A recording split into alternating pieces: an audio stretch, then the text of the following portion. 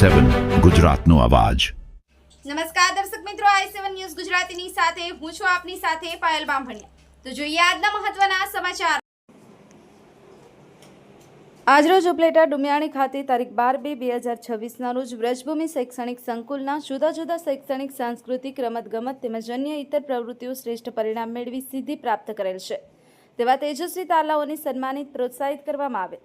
ત્યાં નિવૃત્ત કર્મચારીઓને સન્માન સમારોહ અને વાલી સન્માન સમારોહ કરવામાં આવ્યો, જેમાં ભારતીય જનતા પાર્ટીના પોરબંદરના કુંવરજી બાવળિયા, ધોરાજી ઉપલેટા ધારાસભ્ય મહેન્દ્રભાઈ પાડલિયા, રવિભાઈ માકડિયા, ઉપલેટા નગરપાલિકા પ્રમુખ વર્ષાબેન ગજેરા મહાનુભાવો ઉપસ્થિત રહ્યા હતા અને ધર્મગુરુઓ અને સમાજના આગેવાનો પણ ઉપસ્થિત રહ્યા હતા, જેણે વિદ્યાર્થીઓને શિક્ષાને ધ્યાનમાં રાખી ખૂબ જ સરસ પ્રવચન આપ્યું હતું।